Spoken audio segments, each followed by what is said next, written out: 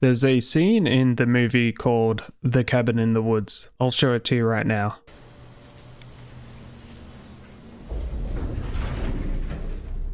Oh, shit. I've wanted to play a game that encapsulates that one scene for years, and I think we've finally found something. So there's a game coming out this year, and after that trailer dropped on the 30th of July, I wanted to put everything we know into one place. The game's called Rules of Engagement: The Grey State.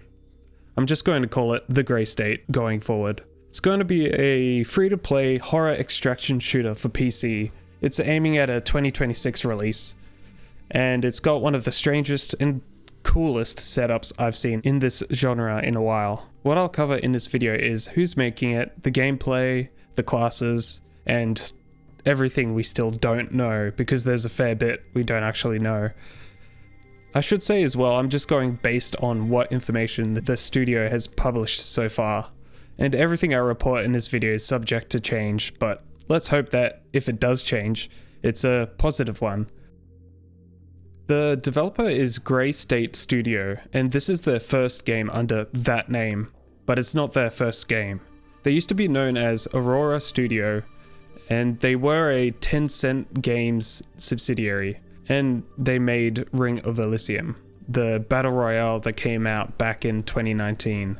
Ring of Elysium is worth mentioning for two reasons.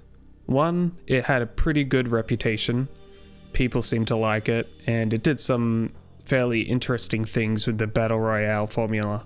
And two, they shut it down on the 1st of September 2023, and Ring of Elysium's servers went offline. Based on what I've read, it's one of the biggest reasons you'll see people in the comments being cautious about this new game. It's not that they think the Grey State looks bad, it's that they've been through a shutdown with this team before. 2 years after Ring of Elysium was shut down, the Grey State was announced on October 15th, 2025. Alongside a cinematic reveal trailer and a gameplay trailer. Alrighty, the premise we have so far for the Grey State. You play as a Strider. You're an elite operative hired by an organization that we know basically nothing about as of yet. And your job is to go into a place called the Grey State, an unstable dimension full of monsters and alien artifacts. You are inserted into the Grey State, you grab something valuable, and you try to get out of... And you try to get out alive. The main prize is an artifact called the Vertex. The studio's own description frames the whole thing as a gold rush. The most dangerous and most profitable frontier in history. And their tagline is, "This isn't about saving the world, it's just business." Which tells you a lot about the tone that they're going for. You're not a hero, you're getting paid for this. And you don't physically go in. Striders pilot bioengineered shells, or grown bodies, remotely using their consciousness. Mechanically speaking, that's just a lore-friendly explanation for respawning. But essentially you have a bunch of test tube babies running around, so I don't know. Make of that what you will. And the map we've seen most of is called Boreas Isle. You'll see it spelled a few different ways across various sites. Borealis, Bori. That's translation drift from the original press materials, so Boreas Isle is what the developers use in their own dev blog. The devs call it a Horrorverse, so instead of one horror story trope, it's all of them at once. The monster designs pull from Lovecraft, H.R. Geiger's biomechanical stuff, from folk horror, creepypastas, from basically anywhere. And based on the trailers and press kits, they're not really kidding around with this. In the new footage alone, you've got a creature with a lamp for a head. You've got hands with teeth in them. There's something the devs describe as a distortion of space-time. And I promise you, I'm not making this up, there is a sentient washing machine with tentacles.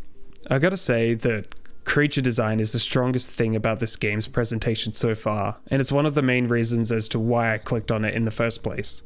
I'm really into milsims, tactical shooters, and horror games. And while I'm not the biggest fan of extraction shooters, I really do enjoy them, but they're not my go-to genre. This one looks pretty interesting to me. Also, something I wanted to quickly flag with you is some outlets have raised concerns about how close some of these designs get to existing horror properties. And I feel that's fair to say, but nothing's really come of it so far. Let's hope the studio doesn't get themselves into trouble in the future. So what is the Grey State, mechanically speaking? Well, it's a PvPvE extraction shooter. You can roll with squads of 3 and you can drop solo or as a duo if you want. You infill, you fight monsters, you loot artifacts, you deal with rival squads, and then you extract. There's also going to be a dedicated co-op PvE mode. That's what the trailer from the 30th of July was showing off. It's set in the same universe where it's just you and your squad against the hordes. There's been 3 classes confirmed so far. Sledge, the frontline tank. His gear is typically a heavy assault shield and a sledgehammer, but some of his talent variants include a shotgun vanguard for a semi-auto shotgun, point-blank demolition for an explosive tipped hammer, and a high-explosive recoilless rifle.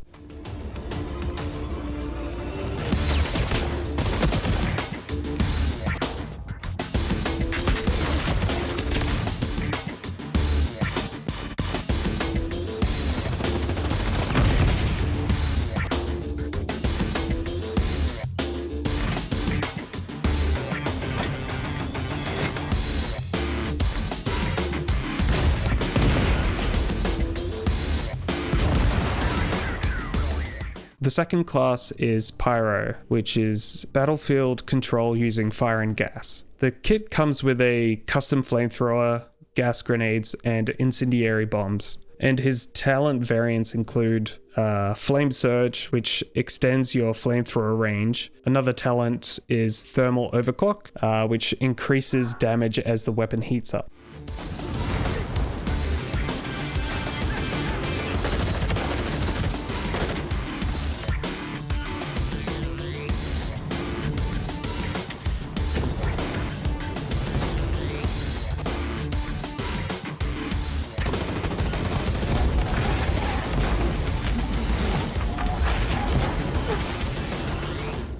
The third class is the Phantom, which is a fast assassin specializing in high precision, flanking, and stealth. The Phantom's kit is typically an optical camouflage, sniper rifles, and assassin knives, with a talent that includes something called a flawless execution, which is a devastating one-hit kill melee attack from behind.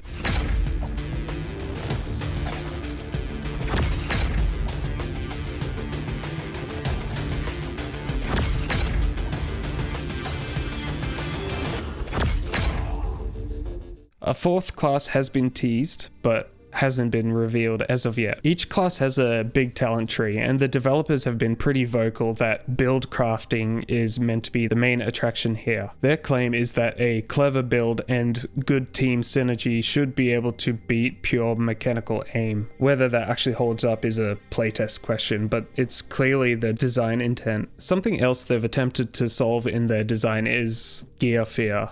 If you've played extraction shooters, you know exactly what that is. You find a great weapon and suddenly you stop playing aggressively because you don't want to lose it.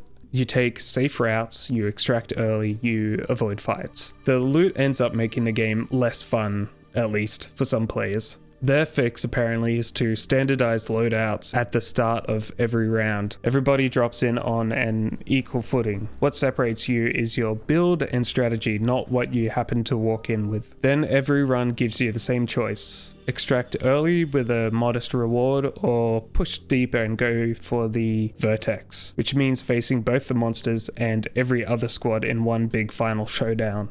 That risk versus reward fork is the heart of the game, and I think standardizing loadouts is an interesting way to make people actually take the risk, but we'll see how it plays out in the end. The Grey State is going to be a free-to-play, so how does the studio plan to be profitable and avoid an early server sunset?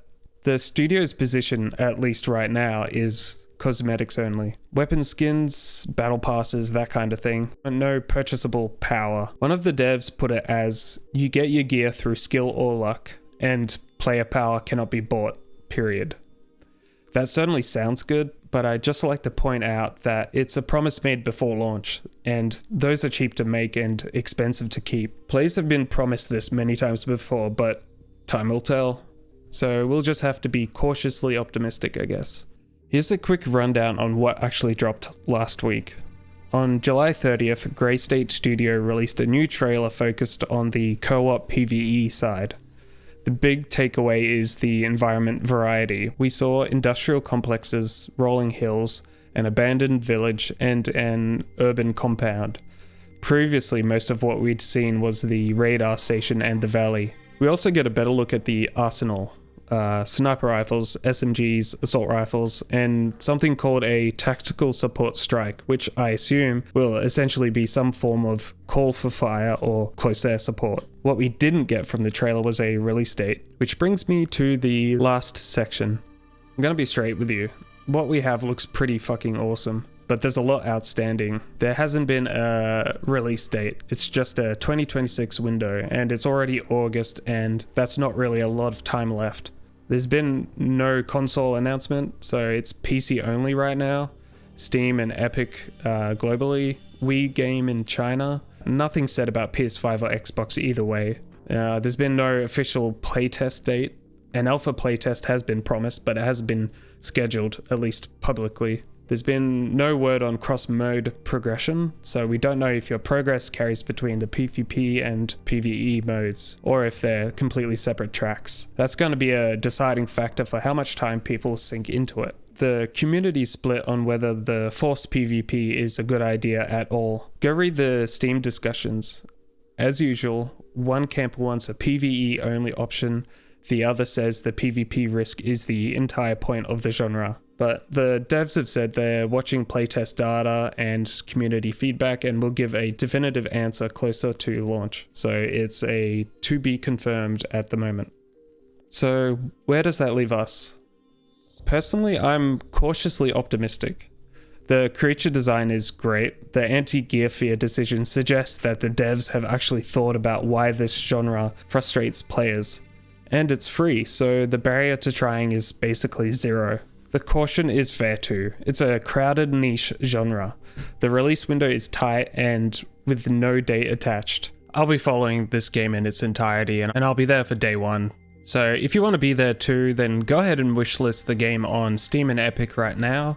And if anything changes, playtest dates, a release date, console news, I'll cover it. And when the game finally releases, I'll be uploading a ton of gameplay, so subscribe if any of that is of interest to you. Let me know in comments what your thoughts are on the game and any concerns you have or anything you're particularly excited for. Thank you so much for watching, and I'll hopefully see you in the next one. Bye!